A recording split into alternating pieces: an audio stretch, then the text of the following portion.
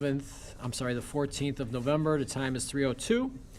With us today, we have Alderman Tolliver, Alderwoman Bade, Alderman Warman, Alderman Bug, and myself, Alderman Franco. First items, approval of minutes for the last few meetings. First one being 24-0825, approval of the minutes from the Special Finance Committee meeting held on October 23rd, 2024. Do we have a motion? Second. We have a motion by Alderwoman Bay, second by Alderman Warman. All in favor, say aye. Aye. Opposed? Passes 5-0. Next one is 24-0829, approval of the minutes from the Finance Committee meeting held on October 24th, 2024. So moved. Second. We have a motion by Alderwoman Bay, second by Alderman Warman. All in favor, say aye. Aye. Opposed? Passes 5-0. Next one is 24-0830, approval of the minutes from the Special Finance Committee meeting held on October 25th, 2024. So moved. We have, Second. we have a motion by Alderwoman Bay, second by Alderman Warman. All in favor, say aye. Aye. Opposed? Passes 5-0. Next is 24-0842, approval of the minutes from the Special Finance Committee meeting held on October 29th, 2024. So moved. Second. Motion by Alderwoman Bay, second by Alderman Warman. All in favor, say aye. Aye. Opposed? Passes 5-0.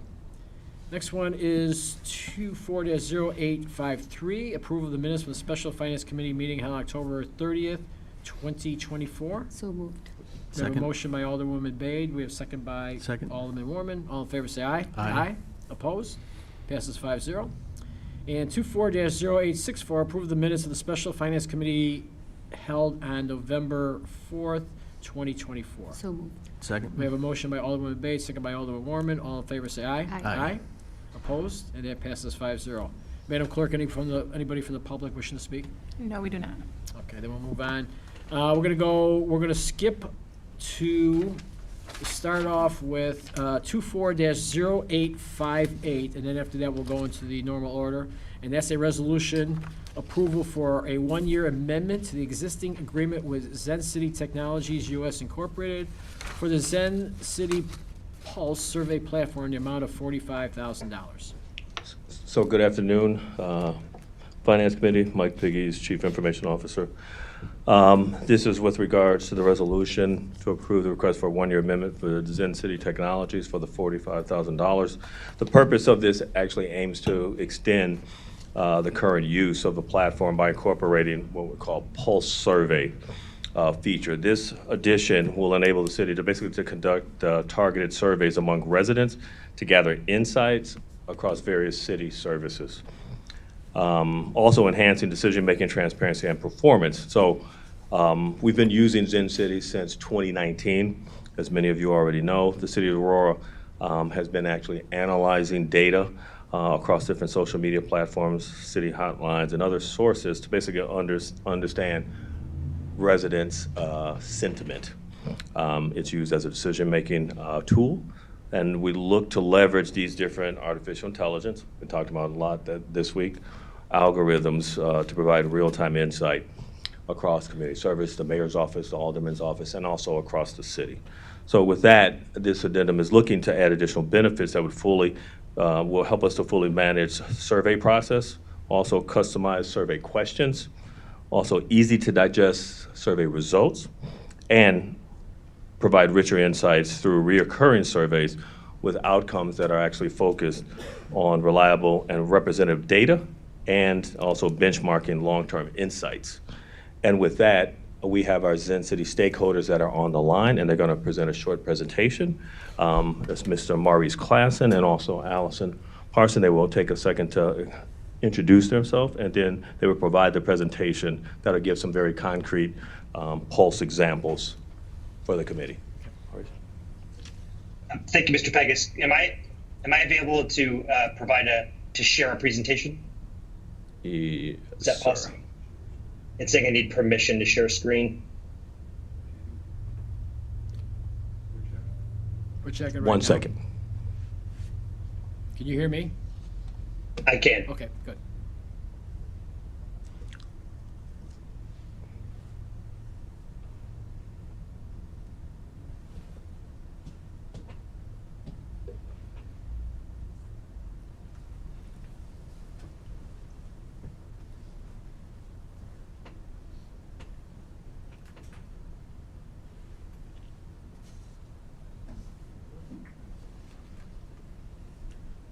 Are you good, Maurice? Oh, sorry, I was trying to see if the permissions have been changed, and they are. So I can actually share. Can you all see my screen? We can see you.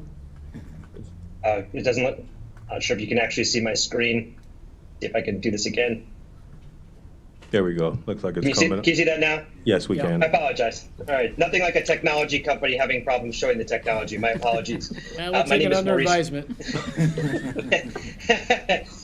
My name is Maurice Klass, and I'm the Chief Operating Officer for Zen City Technologies, which is based both in New York and Tel Aviv. I am actually based in Chicago, Illinois, where I was previously served as the mayor of Chicago's chief of staff under the previous mayor, where we use the Zen City Technologies to do a number of surveying techniques. As part of this presentation, as Mr. Pegas mentioned, we are seeking to update our partnership with the City of Aurora to deal with what we like to call pulse, or to add what we call pulses onto the contract. These are essentially 4 very fast digital surveys that can be provided to the city and used by the city at any one time to provide insight about how the community feels about any number of topics in 5 to 8 weeks. And essentially what these surveys are customizable, representative, and provide quick results to give you informed decisions, provide for greater community engagement, and which are cost effective because they're very low cost for each of the surveys, much cheaper than a typical poll would cost the city. As Mr. Pegas mentioned, we are currently your partner on your community survey, which we provide twice a year on a number of questions. What we found from a number of our clients was they wanted more than just simply every 6 months. They wanted to be able to answer very quick in the field, quick answers about a series of high pressure topics. And we partnered with the City of Aurora to test out if this model might actually work for a pulse on what we call on the broadband issue for Aurora. We were able to put into the field 20 questions across the city on a variety of topics related to how residents felt about broadband and get those results back to the city within about 4 to 5 weeks. We're seeking now to add 4 more of those to the contract. Essentially, what our technology does is it actually seeks to tackle the inefficiencies of current traditional surveys by addressing lack of availability, because what we've currently seen with via mail and phone technology is a lack of actual response to polls, something that we recently saw in the presidential election. Lengthy formal questionnaires that become less accessible to lead to survey drop-off, and results that are presented in static text reports, and then ultimately a process that takes 3 months or more. Ours are digitally distributed via targeted ads to reach a representative sample based on your census, which I know we're trying to all work on to adjust and to improve the census results in Aurora, but based on that current representative model, offering up to 29 languages and reaching to 90 to 95% of your residents. And then we will provide them in a displayed a visual dashboard that's available electronically and paper and provided via a survey result or via a report. So essentially how this works is the city would reach out to us, say this is a particular topic that they want to address. We identify that topic. We put a 20-question survey in the field. The data collection will last anywhere between 2 to 3 weeks, as quickly as you can to get a representative survey. Our analysis team does all the analysis and then gives a report back within a total from start to finish between 5 to 8 weeks, but we usually have the results in somewhere between 4 and 5 weeks. Ultimately, if there's anything else you need to know, we have 20 questions, including up to 2 open-ended text box questions. We can track those open-ended responses using your dashboard in real time. The representation is guaranteed across the city, and again, the 5 to 8 week turnaround. Typical topics that we've already talked about the city with Aurora about potentially are community safety, the census, remote learning for at-risk communities, the Aurora Municipal Airport, lead service replacement, or lead pipe replacement, and any number of other topics. Across our other clients, we've seen topics such as public safety and transportation needs, as well as development in downtown areas, be areas in which they want to use our pulses to be able to get quick results back to decision makers to be able to make informed decisions that are representative and are better than typical survey responses. So this particular contract is for 4 pulses, and with the opportunity, not in the current cost, but if the city would like to add 2 on, so it's basically an amendment if they'd like to add it to up to 6. So with that, I'll turn it.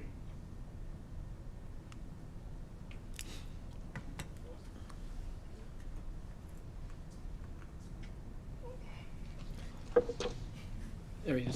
There you go. Maurice, I think we lost you there for a second. There was a blip. Okay, am I back? Yes, Okay, and then so I guess I'll turn it back over to you for questions.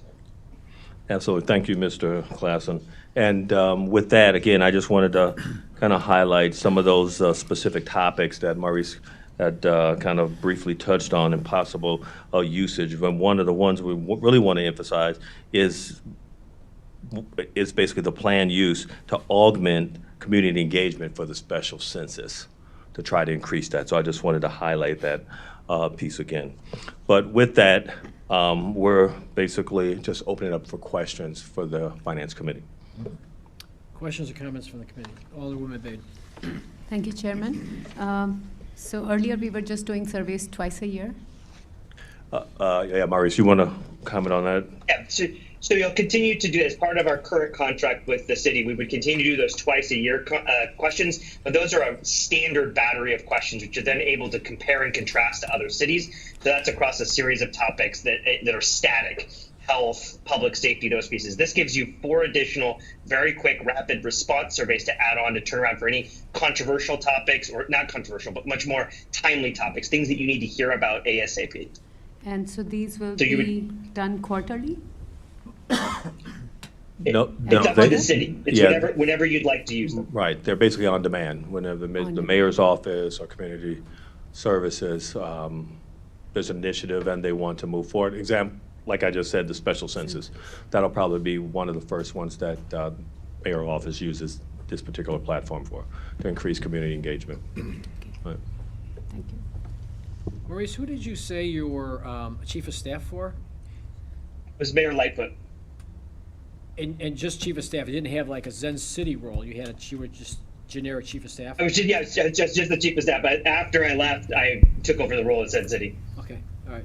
I thought that's what you said, and you said it pretty quick, and I was like, whoa, that's pretty significant. So I just wanted to make sure that I heard that right. Okay. Any other questions, committee? Yeah. I used to actually have hair when I had the job. Well, yes, I was dark hair when I first started this job, so I get it. Alderman Buck? Yeah, this is really for Mike, not for, Okay. so, of course, this is an addendum to our current contract. What is the total Zen City contract for the year? That's a good question. I don't have it off the top of my head. Do you remember, Jeff? We can follow back up with you, Alderman, on that. Okay. Any other questions or comments from the committee? Hearing none, do we have a motion? So move. We have a motion by Alderman Tolliver, second by Alderman Warman. Yes. All in favor, say aye. Aye. Opposed? And that passes 5-0. Thank you so much for the presentation. Thank you, Maurice. Thank you for having me. Thank you, committee. Thank you. All right, now we will go back to the normal sequence of events in the agenda. 24-0886, an ordinance adopting an annual budget for the fiscal year beginning January 1st, 2025, and ending December 31st, 2025, in lieu of passage of an appropriation ordinance. Thank you, Mr. Chairman. Chris Minnick, Chief Financial Officer and City Treasurer. Waiting a second here while we get the PowerPoint going. There we go. Thank you very much. We're here this afternoon to begin the formal adoption process for the 2025 budget.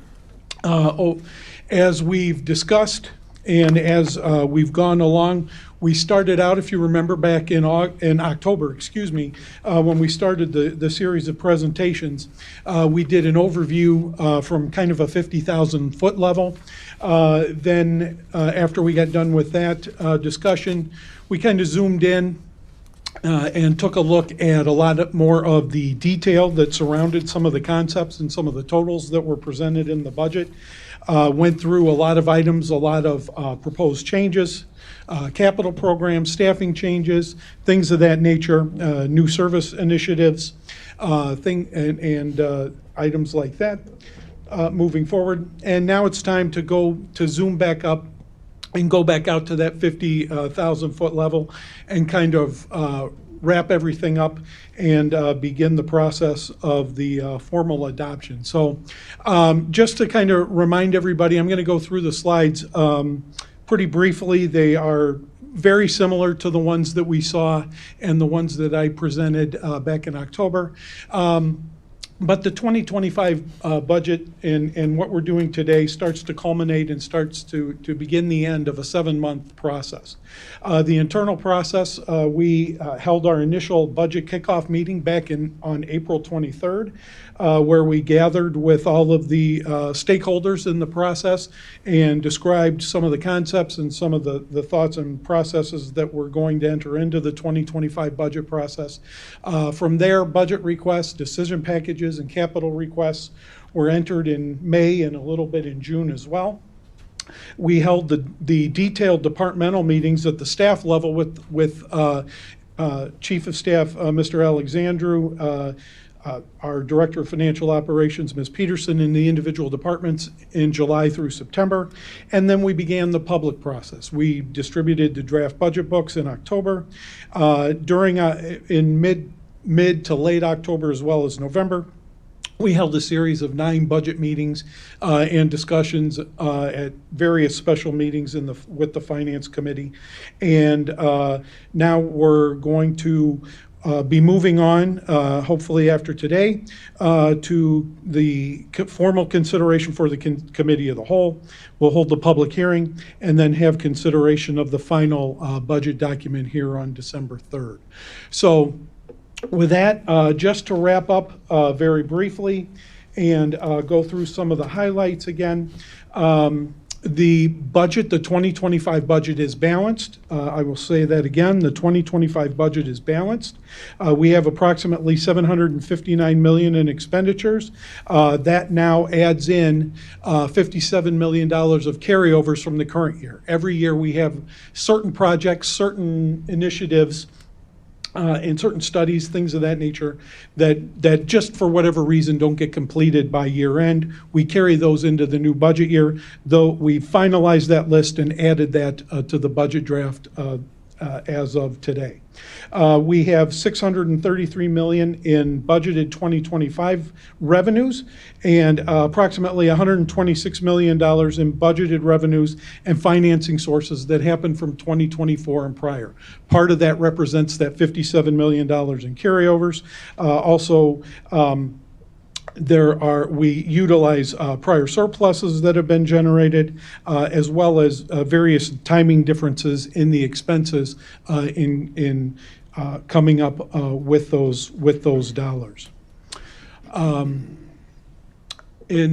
Also related to the 2025 budget, we do have no tax rate increases incorporated. Again, I'll state there are no tax rate increases that are incorporated into the 2025 budget. We are continuing to see strong consumptive tax revenues. We will also see our property tax will continue its decline, and in fact, we anticipate that we will have the lowest city tax rate since the 2009 levy year. We do anticipate that our 2024 levy rate that we will collect during 2025 will be approximately $1.67 per $100 of EAV. Right now, that rate sits at about $1.70 per $100 of EAV. We are seeing significant increase in the value of the tax base continuing. Right now, we anticipate that we'll have anywhere between a 6.5% and 7% increase in the value of the tax base related to new development, related to the appreciation of property values, and also the dissolution of TIF 3. As we close out TIF number 3, those property tax, those valuations will go back onto the valuations of the individual overlapping districts and be available for property tax levies. As we did describe and as we did talk about during the October meeting, we are increasing the dollar amount of the levy, the property tax levy, to offset our public safety pension costs and also to capture the increase in property value growth for some infrastructure investment, primarily public buildings, and we'll talk a little bit about those here in a minute. We do anticipate that those changes to the dollar amount of the levy will have about an $87 annual impact to the owner of a $300,000 market home. As the committee will recall, we are seeing approximately a $3 million increase, as detailed on the slide, about 2/3 of the way down, related to our public safety pension costs, primarily as a result of some changes to some actuarial liability calculations that were initiated at the state level. The amounts of the levies that we are requesting for police and fire are the statutorily required minimum amounts per the pension systems. We would not be able to contribute less than these amounts, approximately $20 million for the police fund and approximately $14 million for the fire pension fund, for the 2024 levy to be received again in 2025. We do anticipate that because of these public safety increases, that actually makes up about $58 of the $87 annual impact that we discussed here a moment ago. The next slide you've seen before, you know, those of you who are veterans on the committee have seen it probably multiple years in a row. This actually is a history of the public safety pension property tax levies back to 2011. You can see back in 2011 at the far left side of the screen, we had a combined police and fire pension levy of somewhere around $15 million, and that has increased, as we just discussed a moment ago, in 2024 to about $35 million for each of the funds combined moving out in time. Additionally, we talked a moment ago about the increase in the debt levy. We are increasing that and proposing a $1,750,000 increase to partially offset the cost of the construction of public buildings. As I believe all of the committee is aware, we are in the midst of just finishing up our public works facility. We're also constructing 3 new fire stations, and the estimated costs of all 4 of these buildings, we've refined it a little bit since October. It's about $100 million in total. We are proposing that we increase the debt service levy to account for the issuance of bonds to finance some of these buildings. It's worthy of note that the debt levy has not changed since 2005. It's been approximately $4 million during that entire time frame from 2005 until now. Again, this will not result in a tax rate increase, and again, our rate will be the lowest since the 2009 levy year, and that additional revenue will be coming from an increase in the tax base and the EAV, and we estimate that this portion of the property tax levy will account for about a $29 increase on an annual basis to a property with a $300,000 market value. This slide just actually displays in a more graphic form the concept that we just discussed, how if you look at the bottom right-hand corner, that gives the history of the equalized assessed valuation of the city since the 2016 levy year. You can see that has been on an upward trajectory, starting out at about $3.5 million and ending 2024. We anticipate when we get the final EAV in the springtime, that number will be approximately $5.5 million. That has allowed us to collect more revenue, as you see in the table on the top left, while at the same time decreasing the total tax rate, as you see in the table on the top right. So again, that's been a key concept and is probably one of the more important concepts in the entire presentation that we've been discussing, how the city has been able to collect more tax revenue while lowering the rate because of the increase in the EAV. We're continuing to see key administration goals be prioritized in terms of public safety, economic development, and our education initiatives. Police and fire, they went through very detailed presentations on how they're going to provide the services and enhance the services that the community enjoys on an annual basis. Additionally, we talked in terms of economic development about the business assistance program. You will see $11 million of the $16 million that we received from Cyrus One, the recapture payment that we've discussed at length this fall. $11 million of that appears in the 2025 budget, $9 million in the business revolving fund, $1 million in terms of historic preservation, and $1 million of facade and improvement programs moving forward. The additional $5 million has been allocated through the 2024 budget, and in fact, we have dispersed already the $3 million that was discussed and approved by the City Council several weeks ago. Additionally, we have the Education and Workforce Development Division that will be coming online, and additionally, we anticipate the initiation of the Child Savings Account program.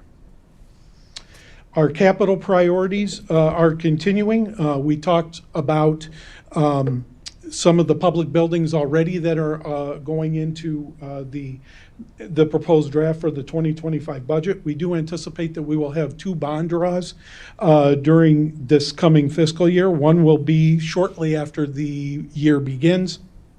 And the second one will be probably in the late summer or early autumn to help us finalize and finish out the projects that have occurred over that time frame, and to go ahead and pay for those construction costs. The relevant and major projects and items that are going to be purchased are detailed on the slide. The valet garage purchase from ACO will be finalized in the coming weeks. Fire station design and construction for the fire stations we discussed about. We've got expansion plans at River Edge Park, final payments on the Public Works facility, as well as built-to-road improvements, Galena and New York Street improvements, and some improvements contemplated to Millennium Park. I'm not going to go through these in great detail, but we did budget in and anticipate an increase of approximately 42 full-time equivalents. In terms of highlights, and we discussed, in fact, I think all of these items at length during the detailed presentations. We are anticipating a 311 service center expansion that will require the addition of some staff in the communications and marketing department. Additionally, we've added some sworn officers in the police department, as well as an administrative support chief within the fire department. We also discussed that we are planning to spend the last of our ARPA funds during fiscal year 2025. You see some of the projects and some of the items and activities on which we plan to expend those proceeds, and we do anticipate that would essentially close out the ARPA fund and the city's related commitment thereto at the end of 2025. Just briefly, in terms of the general fund is balanced. We are anticipating approximately $253 million of revenue and about $255 million in expenditure activity, representing about a $20 million increase over the current year. We are expecting strong consumptive tax, sales taxes, primarily home rule sales tax, food and beverage tax, hotel tax, those things of that nature, to continue to perform well. We outlined the expansion of some public safety services a few moments ago, and we have continued and are continuing to finance and fund special events, as well as the Luminara Festival that just wrapped up about 2 weeks ago. There we go. We talked a little bit about this, and we spent a little bit of time on this in the last presentation, but about 89% of our general fund revenues come from nine main sources. You can see as you kind of follow the pie chart around, beginning on the top right. Property taxes make up about 1/3 of the revenue that occurs in the general fund. We also have sales taxes accounting for about 23% of revenues in the general fund on an annual basis. And then you can see the other food and beverage, utility taxes, income taxes, state PPRT taxes, building permits, and fire services revenues, rounding out that 89% that we talked about. I'd like to draw your attention primarily to the fire services revenue. We will be discussing a little bit about that a little bit later on. Today, we are going to propose a change as to how we handle those fire service revenues and how we charge for them. So stay tuned for a little more information related to that, and we'll be talking a little bit more about that as we go along. And then the last formalized slide that I have within the presentation today just details out by department where the general fund, where that $255 million that's contained in the general fund, where that goes on an annual basis. Most of it goes to about 4 departments: police department, fire department, public works, and then public facilities. They account for roughly 2/3 to 3/4 of that pie on an annual basis, with the administrative departments making up kind of the remainder of the general fund expenditures. So with that, the next steps in the process, we went through the departmental presentations. We are at the Finance Committee recommendation. We will then anticipate proceeding to the Committee of the Whole on December 3rd. Then we will hold a special meeting wherein we'll hold the public hearing related to the budget and have City Council consideration of formal adoption of the budget for fiscal year 2025, and then we'll bring the tax levy through approximately 1 week later. With that, I'd be happy to answer any questions that anyone may have. So I want to start off with a couple of general things. So when we talk about the tax levy, Yes, so $300,000 home, $78 on a per year on a $300,000 home, $58 of that is for public pensions. that's correct. So $20 is for other. Well, actually, it's for to capture the growth. Yes, Then we have $29 going because of buildings and costs, right? The tax, $29 per $300,000 house for the fire stations, basically. the 58 and the 29 add up to the 87. That, Oh, is that 87 or 78? I might have copied that down wrong. I believe it's 87.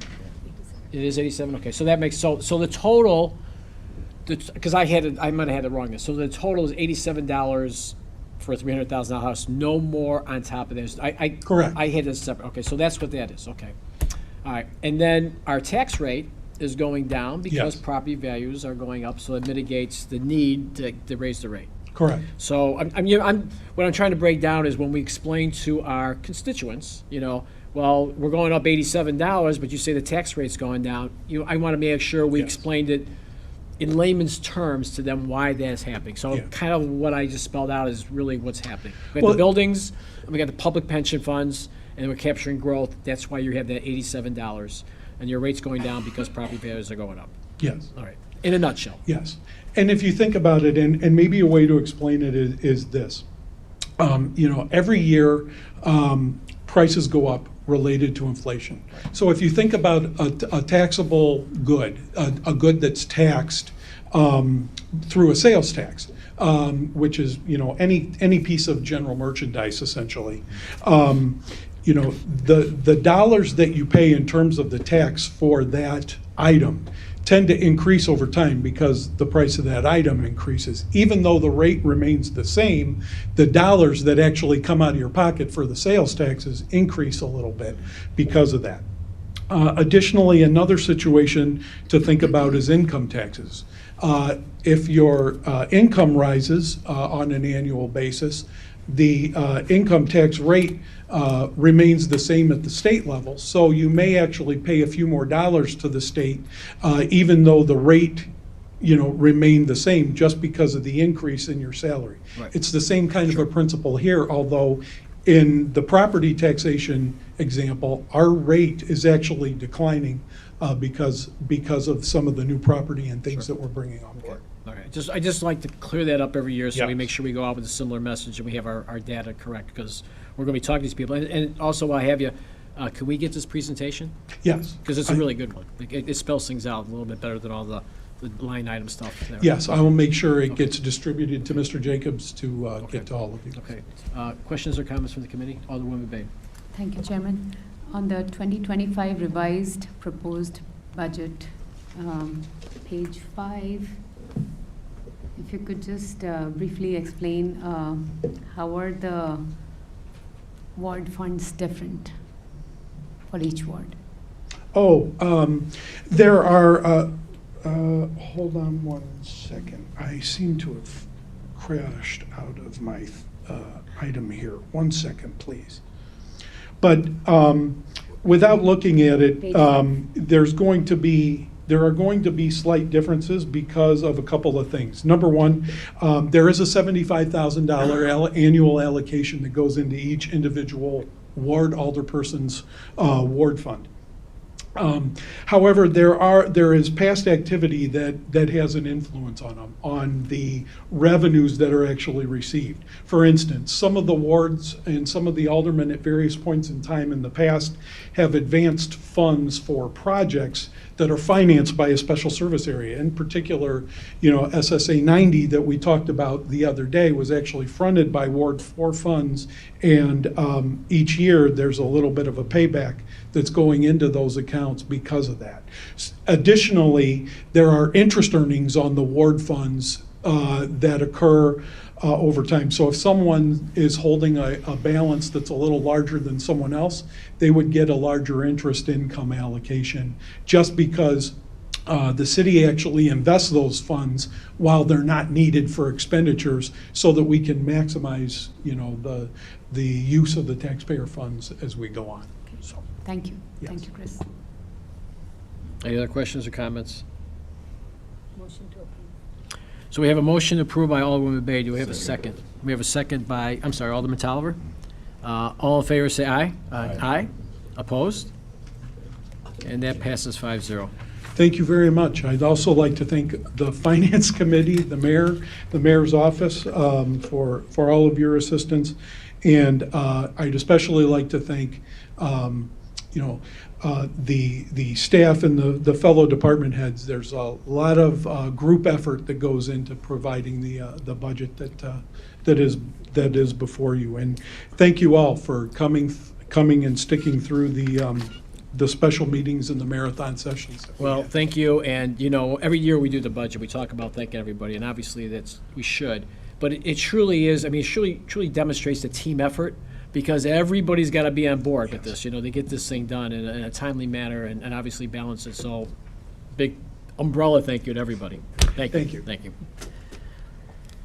All right, next item on the agenda is 24-0723, a resolution authorizing the execution of a joint funding agreement with State of Illinois, the execution of Phase 3 Construction Engineering Services Agreement with Thomas Engineering Group LLC in the not-to-exceed amount of $133,128, and the appropriation of $785,000 of MFT funds for the Indian Trail County Line to Eola Road resurfacing project. Good afternoon, Tim Widener with the Engineering Division. So this is another one of our in-house resurfacing projects that are federally funded.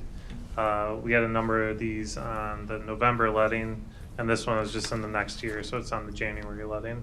So very similar to the projects you see in the past. Exhibit A is kind of the joint agreement with IDOT that shows how the federal funds are being spent. Attachment B is the engineering agreement. For this project, we decided to use Thomas Engineering under our master task order.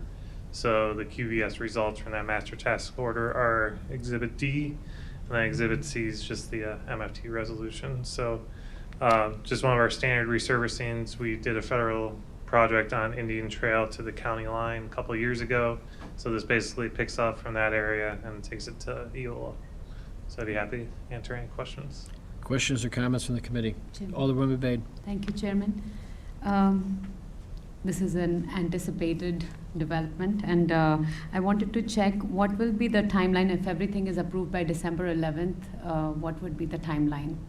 So it'd be a January letting, and a contract would just start in April or May when weather permits.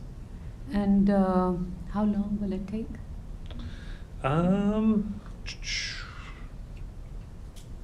We have 35 working days in the contract, so. So the traffic will be diverted to Stonebridge Boulevard, or there will be just one lane at a time? And Yeah, everything will be under traffic. There's no detours, so just, Okay. there could be daily lane closures and things while they're working on curb or sidewalk. And also the Stonebridge Boulevard to Eola will be revamped.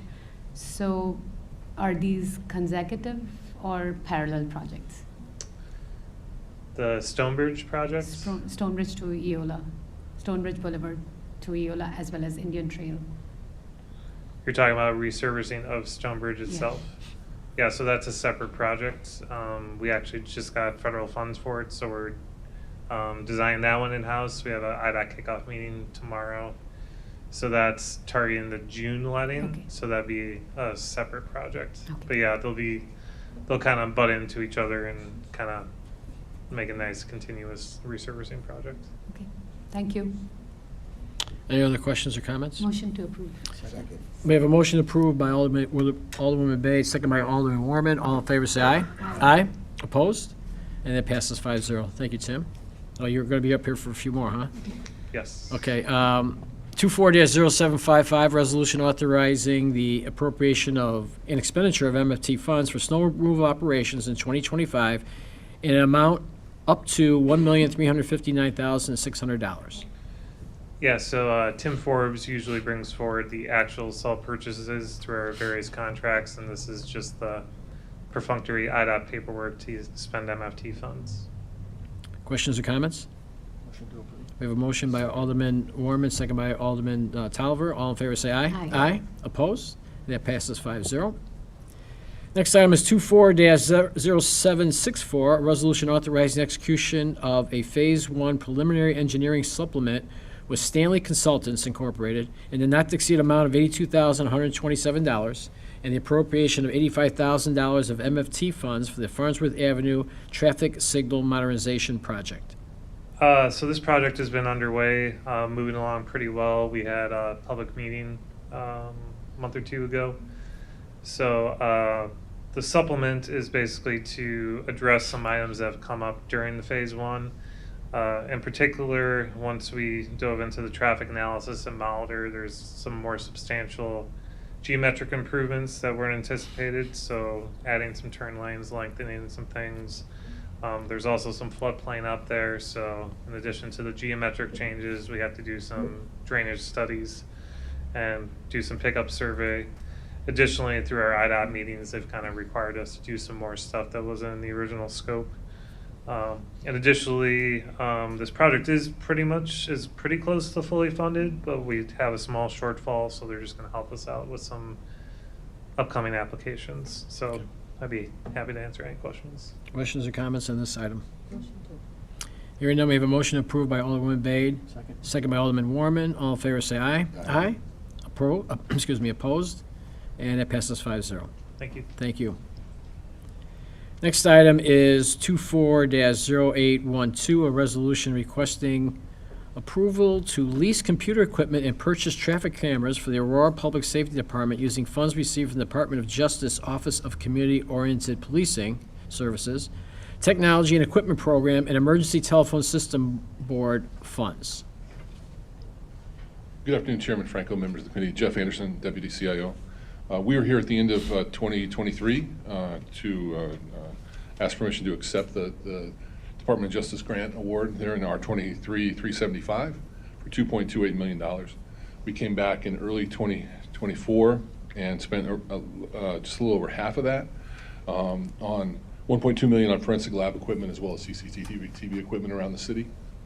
I think at that time, Alderman Franco, you asked when were we coming back for the rest of it. Here we are coming back for the rest of this. So what this is here is just to spend the remaining of that. This is also as part of your handout. This is the colored sheet I gave you here.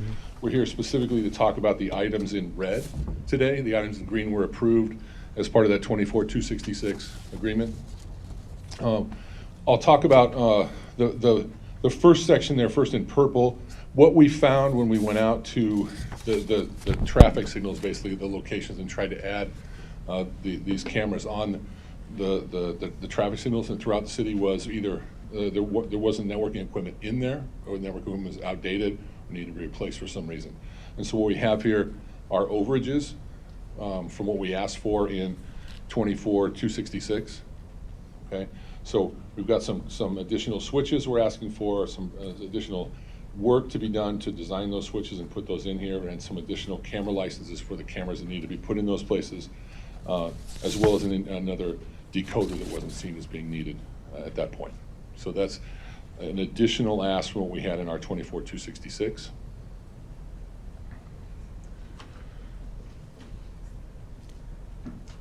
So then that left us with, we're asking for the large portion of this is for the lease of Panasonic laptops. And just there's some history of this in the Register. I won't go read over the whole thing, but back in 2020 was the first time the police department provided laptops to the entire set of patrol officers. And then we're coming back again to replace those now. Those are beyond end of life at this point. Those also, we've just run into some significant repair issues with those. It's a manufacturer's warranty is what's been provided there. So when they're out of service, they're out of service for up to a couple of weeks, when we have to send them back to the manufacturer back in California and have the work done on those devices.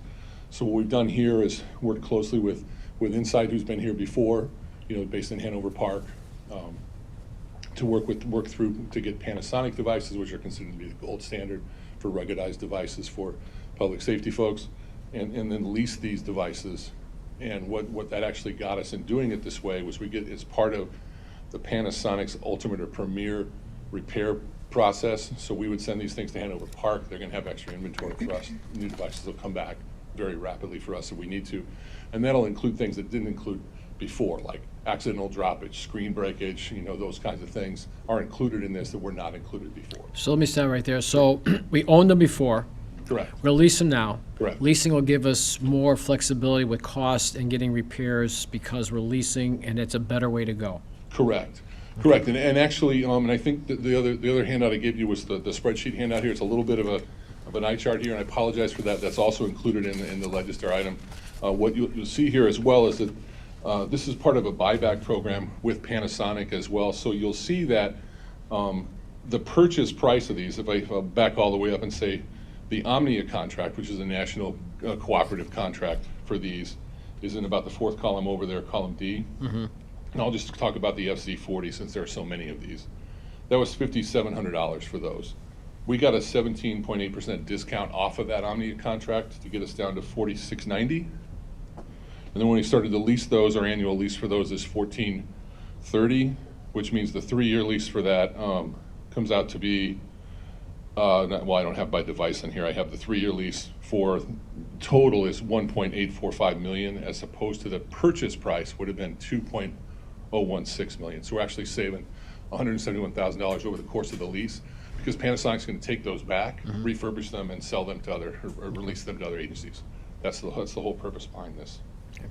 Okay, it's a little different on the peripherals. There we're talking about keyboards and docks and those kinds of things that at the end of the lease aren't going to really have a value. We have an option at that point if we choose to buy those for $1. So you'll see there's a little bit of a loss there among those, but that's because we'll come out with basically no value with those at the end, right? So they're less of a value item. That answer your question, Alderman? Yes, I was just, purchasing and leasing, and sometimes one is better than the other, but you just explained why this one is going to be better going forward. Yeah, and what helped us with the overages I talked about earlier too is that this started out to be significantly more expensive. We kept working in negotiation, realizing this was likely one of the bigger deals they were going to close this year for a public service agency in the state, right? There's only one city that's larger, right, than us here. So we're able to keep working on the price and work on the price, which got us down well below what we had left here for the second half of this, if you will, of this grant. So we were able to cover those overages. We also have what we're asking for here at the bottom. We have about $108,000 or so left that we're asking to use this as a contingency if we run into more difficulties in the field like we have at the top here. And any we don't have, any monies we do have left over, we would request to buy CCTV equipment to augment what we've got and replace older equipment throughout the city. Questions, comments from the committee? Hearing none, do we have a motion? Second. We have a motion by Alderwoman Bay, second by Alderman Bug. All in favor, say aye. Aye. Opposed? Passes 5-0. Thank you. Next item is 24-0817, a resolution authorizing the execution of a Phase 2 design engineering agreement with Kimley Horn and Associates Incorporated, not to exceed amount of $289,541, and the appropriation of $290,000 of MFT funds for the Indian Trail Signal Modernization Ohio to Pensbury Lane project. Hi, Tim Widener with the Engineering Division. So another federally funded project. This one's moving into Phase 2. So the contract is with Kimley Horn for Phase 2 plus some land acquisition services. We selected them for the Phase 1 and the QBS results are attached. There's an option to use them for Phase 2, so we'd like to move forward with them on Phase 2. There actually is a little bit of overlap with that last Indian Trail project we talked about, but this one's focusing on upgrading the signals. Hopefully we'll get out to bid and construct it in 2026. Might kind of be an end of 26 and really 2027, but we'll see. So be happy to answer any questions on this. Questions or comment on this item? I just have one general Alderman question. Mormon, I sure. should have asked this one before. When they talk signal modernization, what does that, I guess, mean, I guess? And just in general terms, I don't expect a... I would say it's generally there's an existing signal and we're upgrading it. So in this case, we're gonna put in the flashing yellow arrow. So it's basically all new equipment, so new mast arms, new signal heads, wiring, Oh, okay, so, you know, the controller, etc. So yeah, I think this is some of our weathering steel signals that, you know, we're kind of trying to replace because they're starting to degrade. and does this help with the traffic flow itself? It's just more just improving the equipment or upgrading the equipment, so? Yeah, part of that will be with the interconnect, just re-optimizing it when we get to construction. So, yeah, there are some things currently, you know, it is flowing pretty well, but, you know, we'll take a look at it again. And then additionally, with the flashing yellow arrow, that gives you a little bit more flexibility in the operations too, of the signal on some different things you can do. Perfect, thank you. Any other questions? Hearing none, do we have a motion? We have a motion by Alderwoman Second. Bade, second by Alderman Warman. All in favor, say aye. Aye. Opposed? And that passes 5-0. Thank you. Next item is 24-0849, a resolution authorizing Director of Purchasing to utilize the Sourcewell Cooperative Purchasing Contract to enter an agreement with Interiors for Business Incorporated in the amount of $88,572.25 for replacement workspace tops at the Aurora Police Department. Good afternoon, Chairman. Good afternoon, Committee. Bill Rowley, the Administrative Services Lieutenant for the Police Department. Over the past several years, we've noticed that these worktops have begun to fail at the Police Department. This is a department-wide issue. Beginning with the most affected, we brought Interiors for Business in and obtained a bid. As you see, the 88,572, that includes a 3% contingency above their proposed $85,992.48. We first attempted to see if there was a way to repair or relaminate these. However, our work surfaces have a beveled edge that precludes our ability to relaminate these. In fact, it seems that may have been the cause of the failure in the first place. So our plan ultimately is to seek potentially to replace most of the workspaces in the entire police department, but we thought we'd start with the first floor. This would be the sergeant's area, the report writing room for the patrol officers, and some areas that receive the most use. And we also thought it would be best to begin by using our drug funds through the U.S. Department of Justice as a way to kickstart this off. And so we were able to enter into an agreement with Interiors for Business using a Sourcewell Cooperative Purchasing Agreement contract. I believe most of you, if you look in the Legistar, you'll see some photographs I submitted. Those are the worst. That's not the standard, but those are some worst examples of what this is looking like. And I'm open for any questions if you have any. Questions or comments? Alderwoman Bade, go ahead. Lieutenant, could you just have those pictures reattached? We can't open them. Oh, certainly. I'd be more than happy to. I'll have that done before committee. Thank you. Sure. Alderman Bug? Yeah, can you just elaborate a little bit on what drug forfeiture money can go to? I didn't know this was a allowed to use. Sure. I'm very happy that it is. but- Yes, sure thing, Alderman Wood. So we have three drug forfeiture accounts that we would refer to. One is the State of Illinois drug forfeiture account, and those funds are restricted to law enforcement use that has a direct nexus to narcotics investigations and things related to narcotics. This is the U.S. Department of Treasury asset forfeiture through the Department of Justice, and they include anything related to public safety. We made a special trip to them to ensure that something like this is an allowable expense under the Equitable Sharing Program, and we have in writing that furniture and furniture repair and replacement is an acceptable use. We also have another Department of Justice fund available to us. Really, it was just a matter of picking which fund we thought might be the most useful in this instance. The other fund would also accept this type of use. Excellent. Thank you. Any other questions or comments? Motion to approve. Motion approved by Alderman Mormon, second by Alderman Tolliver. All in favor, say aye. Aye. Opposed? Passes 5-0. Thank you. Next item is 24-0860, a resolution establishing procedures for setting ambulance user fees for emergency medical services. Good afternoon again, Chris Minnick, Chief Financial Officer for the city. I'm here this afternoon requesting approval for some changes to the way that we determine our ambulance user fees. Back in 2016, there was a resolution passed that allowed the Chief Financial Officer of the city to adjust the city's ambulance user fees to be equal to an average of the other municipal providers' fees as reported in the Naperville survey. The city of Naperville, I believe it's our fire department, but the city of Naperville actually does a survey every year wherein they collect the user fees for ambulance services from various municipalities. And actually, it's a very well documented and used resource for being able to set ambulance fees and what's going on in municipalities region-wide. However,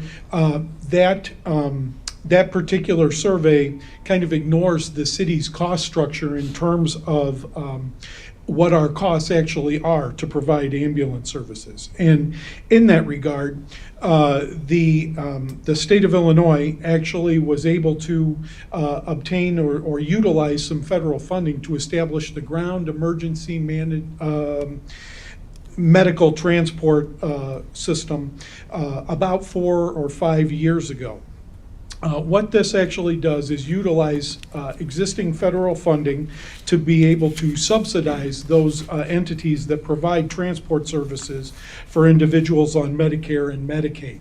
This was kind of an additional revenue source that came into being about 4 or 5 years ago and actually represents a significant revenue source for the general fund, as we just discussed during the budget discussion here a few moments ago. But as part of that GEMT program, one of the things that we have to do on an annual basis is submit a report that breaks down our costs of providing ambulance services here within the city of Aurora. We have established and have traditionally utilized differing levels of charges for residents and non-residents. That detail and that data was included in the items that were presented in the Legistar. But essentially for residents, we currently have an average rate of just under $1,400 per ambulance transport for the 3 types of services that we provide. And in terms of non-resident fees, we charge approximately $2,100 on an annual basis. But as part of that GEMT process that I referenced a few moments ago, we have a much better idea, and the state will actually start to reimburse us based on the cost that we incur to provide ambulance services for the residents of the city. And in fact, the GEMT report that's included in the packet reflects that our costs to provide ambulance services are about $27 million on an annual basis. And right now, if we changed nothing, we would retrieve or get reimbursed for approximately $8.1 million of those ambulance charges on an annual basis. But what we would like to do, and the crux of the proposal today, is to change that billing structure and to change it on an annual basis each January 1st. The process would be, we would continue to complete the GEMT report as we're required. That's due earlier in the fall. I want to say at the end of September, but I could be wrong about that. But in any event, we would have the GEMT report actually breaks down the city's costs based on the ambulance charges and expenses that we incur to a cost per run. And you can see, actually, if you look at, I believe it's attachment number 3, down at the bottom, there's a 2025 ambulance user fee worksheet. Line 1A, this is our GEMT average cost per transport in 2023. That amount was actually just under $2,000. It was $1,966. And the proposal is to take that cost per run as generated and as calculated on the GEMT report, add an inflationary factor of 6%, 3% for each year, and then have that fee go into effect the following or subsequent January 1st. In this case, we would take the $1,966 that I referenced a moment ago. We multiply that by and add 6% to it, which adds approximately $117.96 to come up with a new charge for ambulance runs of approximately $2,083.96. So that would be the new billing charge that we would bill to insurance companies and Medicare and Medicaid as part of our cost recovery efforts as we move forward into 2025 if this proposal was accepted.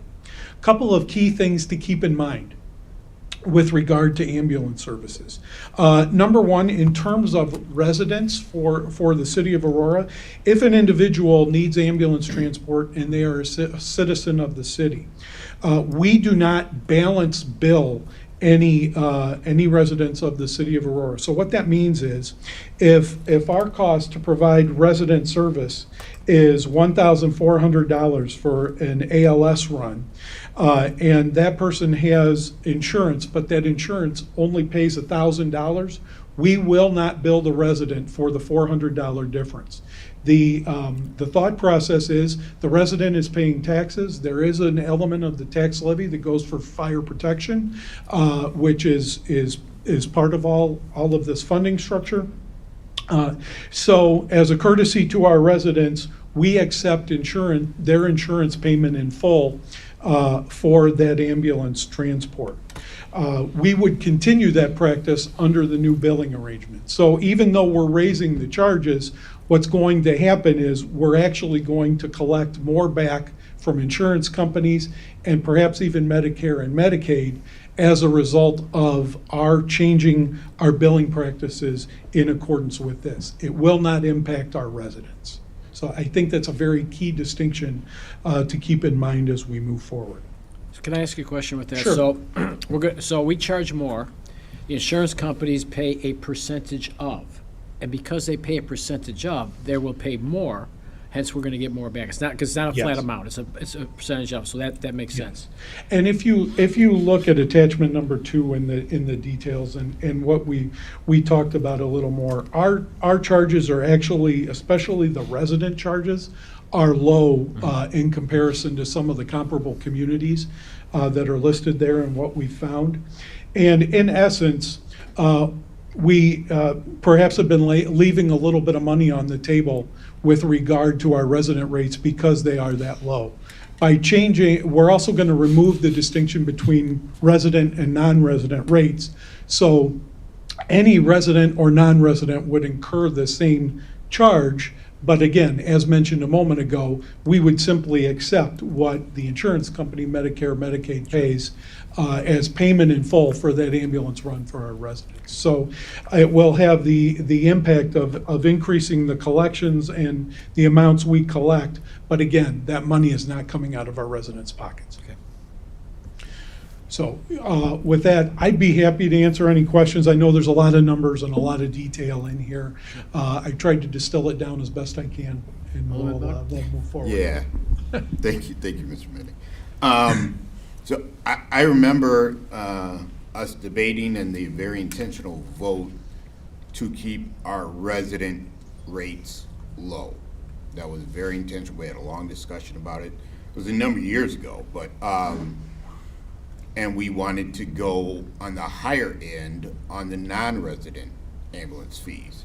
I see now, I guess my first question is, we said it at that time years ago, did we have a cost of living, that 6% or whatever adjustment keep going up? I believe there were periodic adjustments, but I'm not sure that they have been done Okay. recently. Because in looking at the chart, we thought we were going high for non-resident ambulance fees, but perhaps our sister cities shot past us, or our increase in rate wasn't enough, because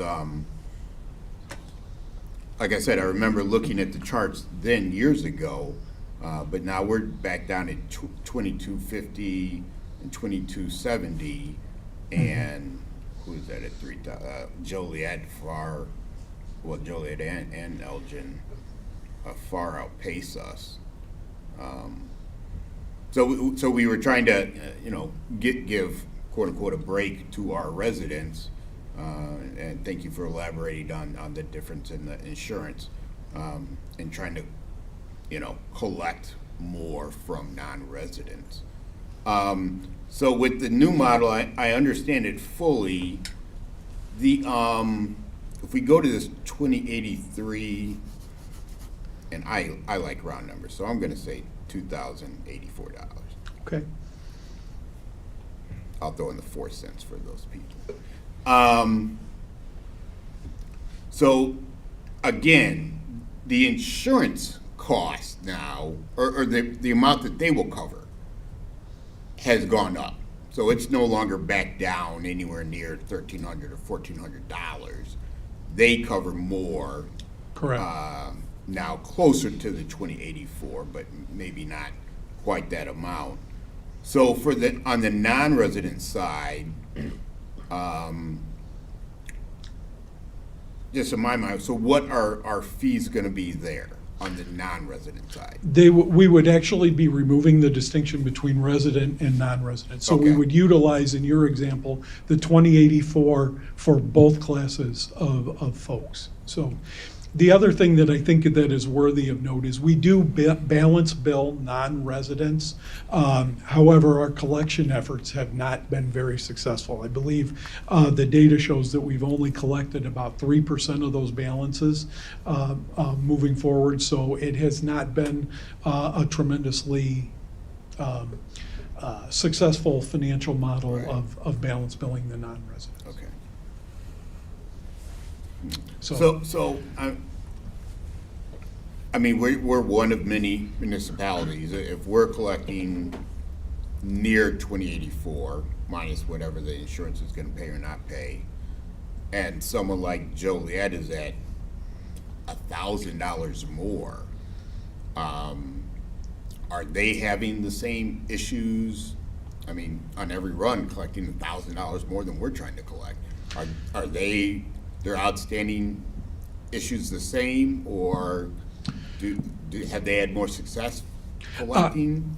I don't know that answer off the top Okay. of my head, so I apologize. I don't know what their collection history has been, but I can tell you from my previous lives as well, it's collecting outstanding ambulance billings can be a bit of a process and an issue. Okay. I mean, just And I understand what we're trying to do, and I'm gonna go back to my thinking of years ago. I understand charging them each the same, but if we're gonna go ahead and increase it up to 2084,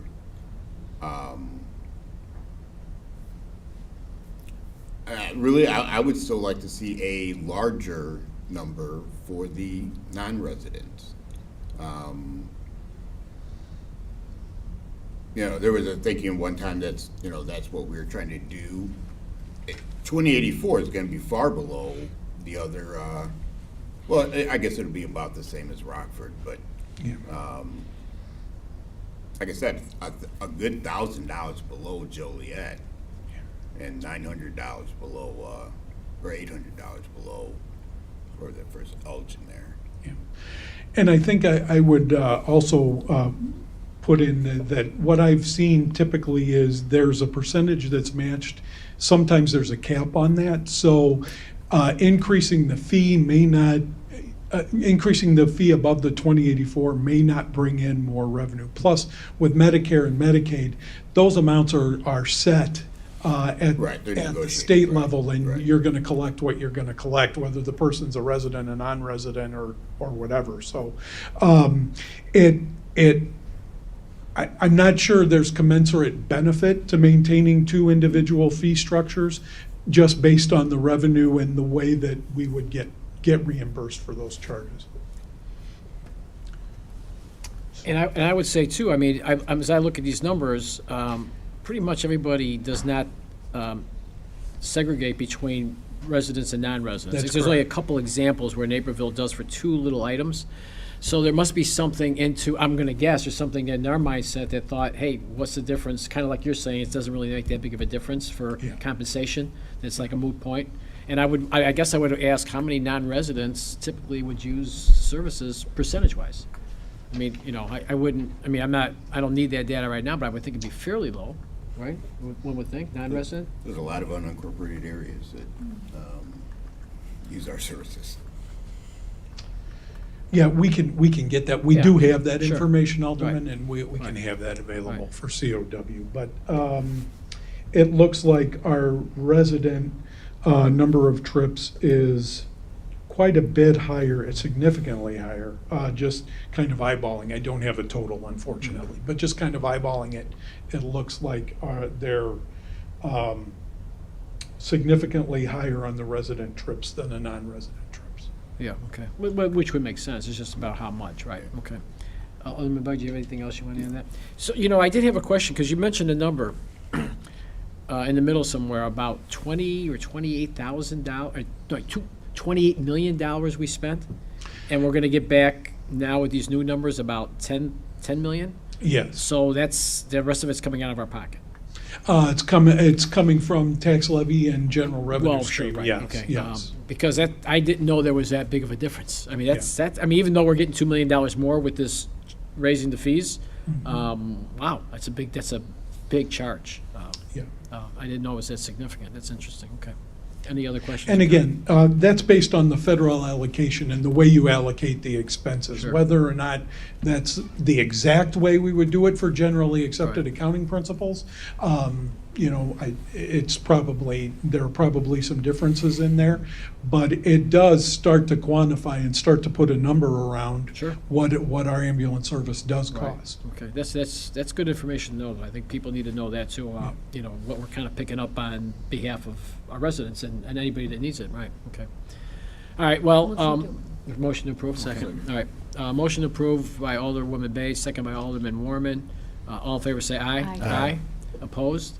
And if I may, I also want to recognize EMS Division Chief Nathan Costner joined us today.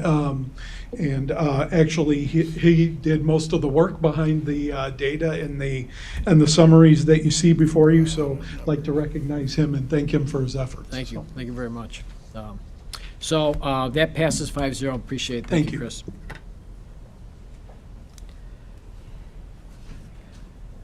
Next item is 24-0888, a resolution to execute a contract with Vertisoft for the purchase of open government e-procurement and contract management systems to modernize and standardize procurement functions across the city.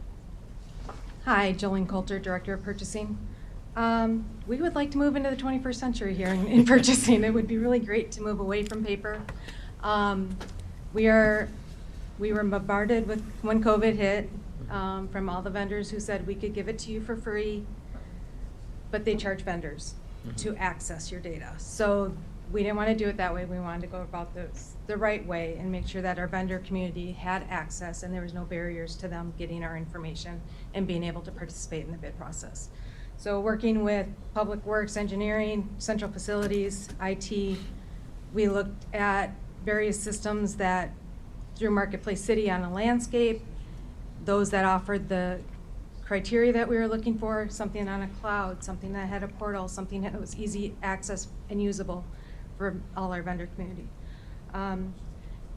In evaluations, OpenGov really was the standout and the easiest for us to be able to use. It will give us the ability to have all the materials in one place on a cloud. There will be no more scanning of paper. There won't be any more formal bid openings where people are opening envelopes, reading off a bid number. It'll be a press of a button and those numbers and results will be available to somebody for the vendors community to see. We will still have a formal process where, yes, we will put it on Zoom or YouTube or however we decide to do that, but it will be a press of a button and that unseals the bids and those documents will be available for us. So we're looking forward to having all that information in one place, no more multiple files, electronic files in different places. So, and we will hold with the retention policy, so. Questions or comments? I just have one comment. Could you, in the subject part for COW, put the cost in there? You have the kind of cost at the end. Can you include that in there so I can so we Absolutely. can read that off there and there? Because, you know, with the finance, we always want to know, we see what we're doing, but we always want to put the cost in there. It's in there, but then they won't have to read through it, the Yep, rest of not the a problem. the I will group. do that. Okay, great, thanks. So, I'm sorry, we had a motion by Alderman Warman and a second by Alderman Tolliver. All in favor, say aye. Aye. Opposed? And it passes 5-0. Thank you. And the next item on the agenda is 24-0887, the discussion of the annual aldermanic initiative funds for aldermen at large and ward aldermen. This one I will let Alderman Bug start the conversation. He wanted to put this on the agenda to have a discussion about it, so Alderman Bug, if you'd like to proceed. Yes.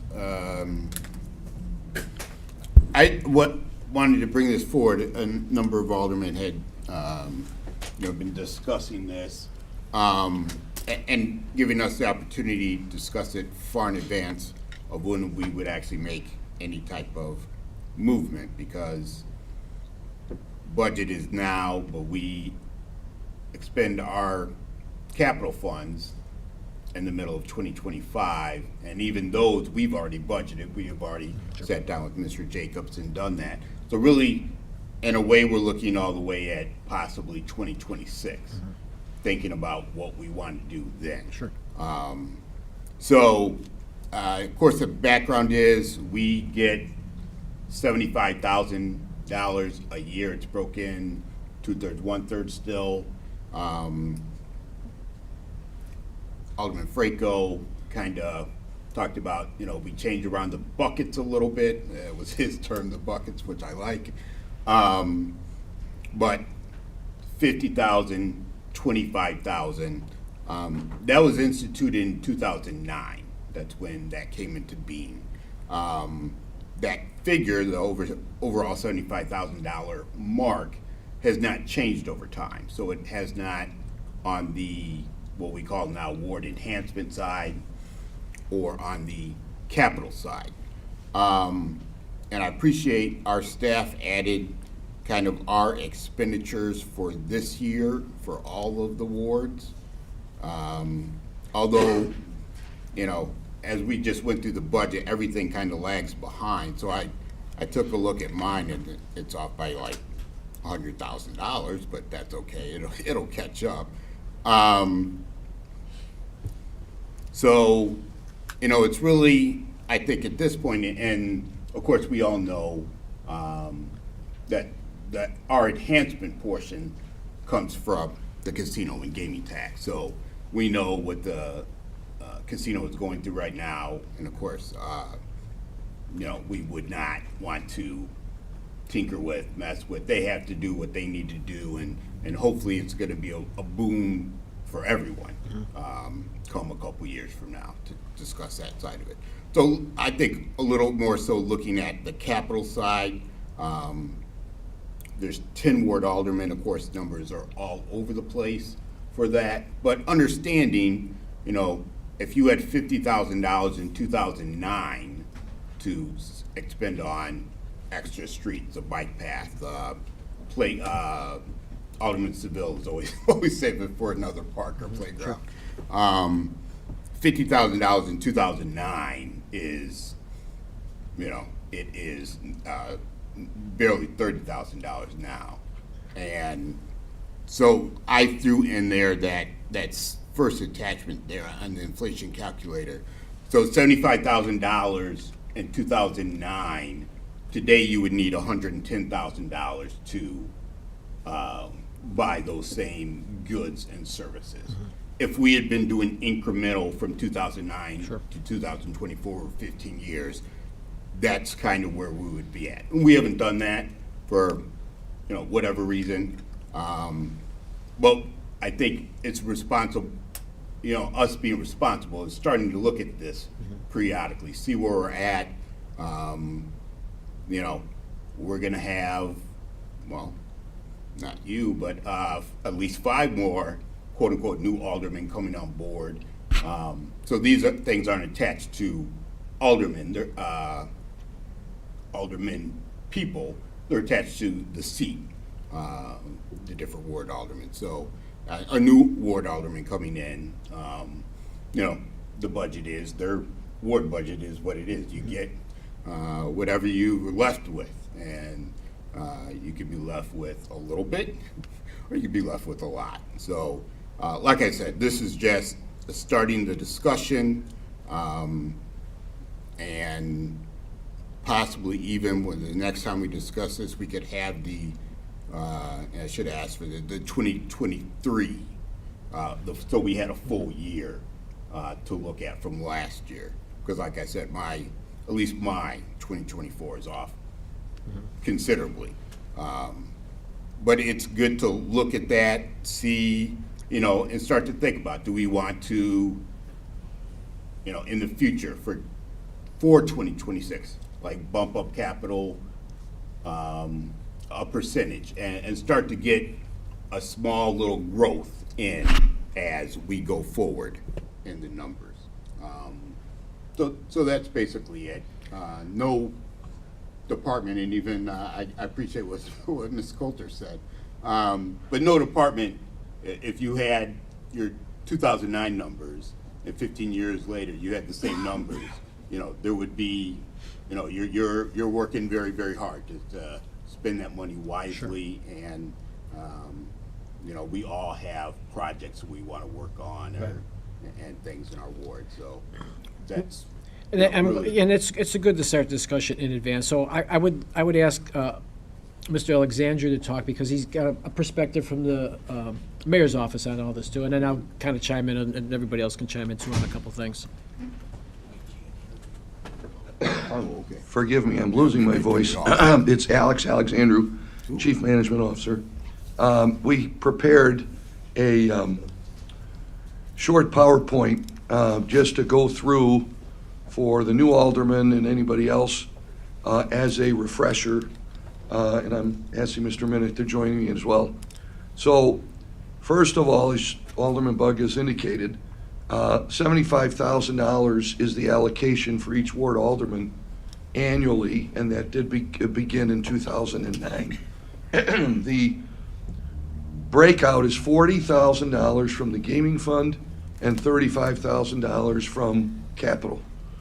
Other sources of revenue for ward funds, SSA proceeds from past improvements that are in that particular ward, and somebody mentioned earlier interest income on unspent balances.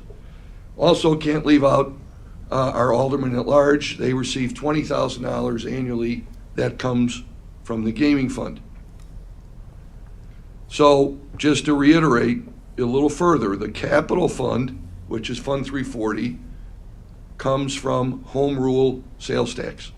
The gaming fund comes from the combination of casino and gaming, which really means video gaming taxes that go into the gaming fund. So use award funds has been generally adopted as a practice, 2/3 to go to capital. Again, Alderman Bug is correct, it's about $50,000 annually.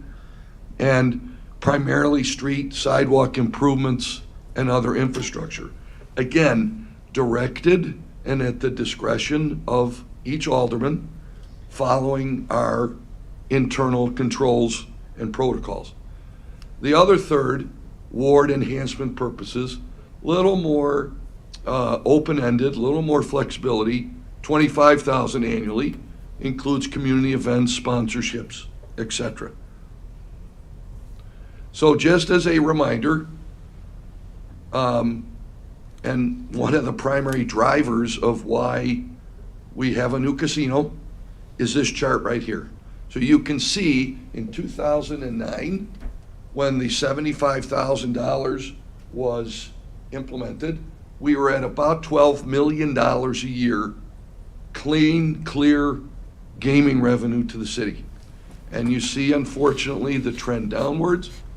And you see in 2019, 2020, the effects of COVID, which compounded the already downward slide. Now, fortunately, it rebounded from 2020, but it's at about, sorry, my eyesight, it's at about About 5.9 million. 5.9 million, thank you. It took a dip in 22, rose a bit, and has been fairly flat at about $6 million.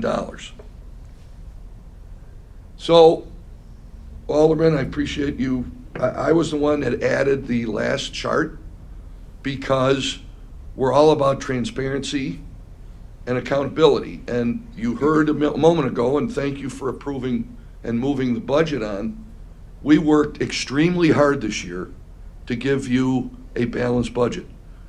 Part of that effort was an already stretched thin gaming tax situation. So right now, even I had not really understood the full magnitude. So since 2009, that $75,000 seed money has grown to a total balance, and I will refer you to this chart at the bottom. And I'm sorry, we don't have it totaled out, but if you take all of the existing fund balance as of 12/31/24, that is projected, that is $4.9 million. That's an average of $491,000 per ward. Now, an average is an average, meaning, right, some have less, some have more, some are right in that sweet spot. I want to remind everybody, it's exclusive to each ward. So staff does not tell you how to spend it, the capital, or the alternatives. So we're at $491,000 on average. And one of the things that was noted by us in reviewing this is that there isn't a lot of expenditure. And again, that's not for us to dictate to you, but if the concept is to increase the bucket, regardless of how you lay this out, I'm going to say the bucket is overflowing. And I would encourage you to, one, please let the casino open. Let the casino start producing to what we believe has been forecast before we spend the money. Because Chris and I and the mayor, and you to a certain extent, we preach to our staff and our department heads, if you have, you get to carry over funds, but they're funds that are earmarked. We don't tell folks, all right, you're going to get your same allotment whether you spend it or not. And so the concern coming into today, because in all honesty, Alderman Bugg, I wasn't sure because there wasn't really anything in the cover memo. I didn't know if you were gonna try and amend the budget or try and do this and that, which is your prerogative. But I was ready, and Chris was ready, to talk about if, for example, you wanted to go to the 110,000 because of inflation. That would mean, say, $500,000 more out of the fund, which we would have to go back and take it from somebody else. So remember, quality of life funds, grants come out of gaming. So those are not-for-profits that do a lot of good in our community that you all have supported. So I just wanted to make sure that everybody understands what's in there now. And I'm sorry, Alderman, I think what we put on the item was as of September 30th. So this one, I think we replaced it, right, Chris? So this is on there. We did. We were able to update the schedule as of October 31st. And Chris and Stacy will go back in and look at yours, because you believe you're 100,000 off. But I'd like everybody to just take a look and confirm. Alderman Franco, for example, Chair Franco, you know, you have some expenditure. You all have expenditures of ward enhancement. Ward 9, there's a significant amount there. Okay, no, it's changed now. So, but again, I think the point of this presentation is just to, you know, I didn't want anybody to feel like we weren't, or maybe there weren't the funds that people thought there were. And the consequences, if and when you decide to amend this, it has a bit of a ripple effect. Now, if the casino goes to beyond what it was back in 2009, which we all believe it will, then I think it would be very appropriate, and staff can assist at that time with modifications, ideas, and funding. But as it stands now, and by the way, at the bottom, for those of you who, you know, maybe newer, at the bottom, it has a more detailed listing of what traditionally has been used for capital. So it does say street lighting, cost of land, park improvements. I know in the past, alleys have been, alleys have been resurfaced, lighting has been added to alleys. And I know Alderman, everybody has done things over the years, but as we sit here today, this is what's in the totality of ward funds. So I would comment on this. I thank you, Alderman Bug, for bringing this up. So good long-term look. So I think there's three things. I think Alderman Bug was right when it says inflation is a factor, so we have to consider that because the money does not go as far. I will say that it doesn't surprise me, because I know these numbers pretty well, that we still need to start spending money, because it's hard to give people money when you're not spending it, because the rainy day is every day. So there's that. And then the third thing is your point about the casino opening. Once those revenues go up, we'll have a better idea how much we can increase it. So three things are working, right? This needs to be spent, and I like me, I have it targeted, maybe somebody else does, but there's more money needs to be spent. And then when this casino gets rolling, then we have a good idea how much we can go up. So this is all kind of coming together in three phases in my. And one last point I left out. We preach to our staff budget-wise, don't earmark money unnecessarily, because it gets tied up and we can't use it. Right. So budget what you're gonna spend. And if there are extraordinary circumstances where that budget cannot be made, we have the carryover, but we also, for example, if we know hiring is difficult, we're not gonna budget and earmark 25 positions if we know we can only fill 15. So that 10 gap Right. can be applied somewhere else to somebody who needs it. Right. So here, look at it as there's $4 million earmarked that cannot be used for anything else, but it fulfills the spirit of the 2009 ordinance and the subsequent clarification in 15, but it continues to carry over from year to year. So, I mean, that's No, I mean, that all something makes that sense. we have Right. tried to Right. point No, out. it all makes sense. Anybody else have any comments on this at all, Alderman Warren? So I have a few comments, obviously, from an alderman at large perspective, but I'll save that for for another time, but, so I just want to make sure, you said there's $4.9 million just sitting So if you not look being all- spent, yeah, so. at the yeah. bottom, and I apologize, maybe, Chris, we can put a total, but if you look, and this doesn't have a pointer, does it? No, it doesn't. So if you go all the way across the bottom. Yeah, the bottom line, Pending 4.9 fund million. balance, Yeah. Add all those up. Those are each individual ward's current projected fund balance It- for 2020, end of '24. And I thought when we kind of relooked at this, didn't we ask her, I know it was a requirement, but something to kind of put it earmark, or, you know, ourselves saying that, like, for instance, that your 500,000 is earmarked for a wall. Did we? Well, we're gonna have the conversation with engineering about that, and then we're gonna have them actually help us set up, like, what should we be doing, because, you know, if I wasn't building a sound barrier and I had $500,000, I'm gonna need some help at spending it. What would you suggest I spend? So there was gonna be that discussion. Yeah. So that's kind of what we're looking at, because we are not professionals in engineering, and capital projects goes along engineering. So give us some ideas, give us some suggestions, and then we can kind of go. And remember, every year or few years, engineering, Jason's gone, but Yeah. they do that road condition Yep, report. yep. We do the same with sidewalks, we do the same with infrastructure, streetlights. You know, and I'm old school from Chicago, I was a big alley guy. And to me, alleys should be just as much a priority, especially in neighborhoods where maybe there's not enough light back there. You know, I mean, I would be an alley guy, because to me, that's low-hanging fruit to get and rehab alleys. But not every ward has alleys. Sure.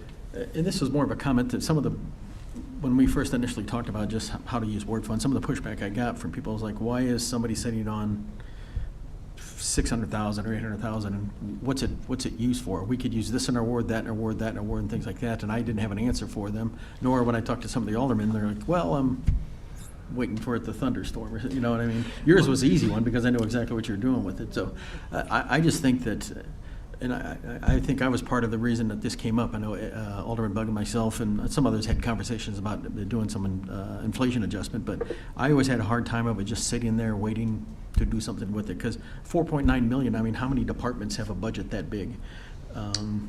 Yeah, there are a few, Yeah. several that, Yeah. yes, that have. So that, I mean, that's a lot of money to have sitting, not working. Again, if it was earmarked for something, it's easier to say, I'm saving that for this, or that for that, and like you said, it's hard to say, give us some more money so I can just stuff it in my mattress, basically, is all we're doing. Well, right, so I think if we time this out right, by the time the casino's open, it gives us 2 or 3 years to start spending our money and getting it down, and then everything is kind of like more of a balance type of thing. Instead of having this pot of gold, spend it down, get your money, and have a good routine of how much I'm gonna spend every year.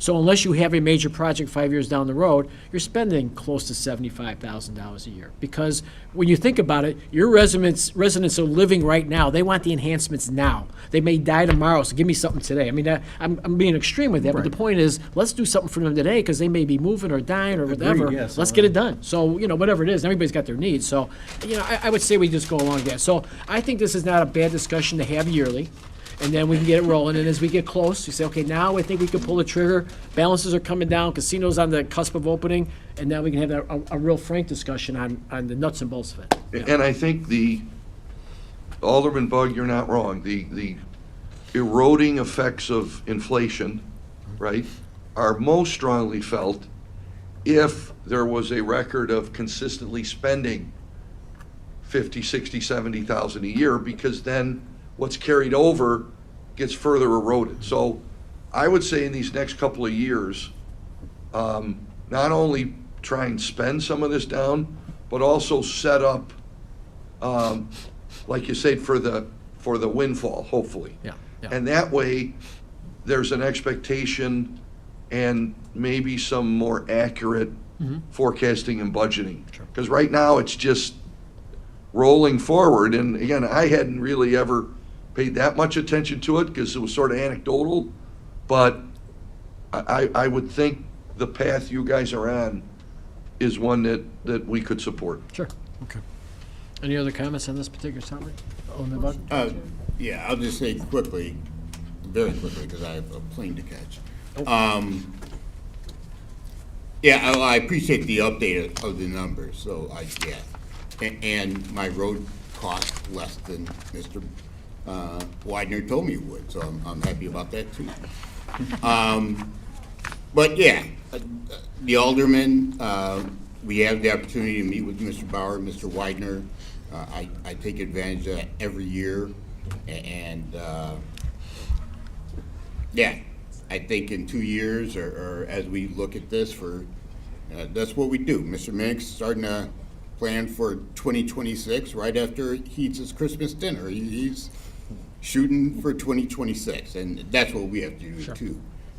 Look long-term and see where we're at and see where we can go. So, thank you. Thank you. Anything else to come before the? Motion to adjourn. We have a motion, we had a motion to adjourn by Alderman Bay. We have a second by Alderman Warman. All in favor, say aye. Aye. And we are adjourned at 4:42. Thank you.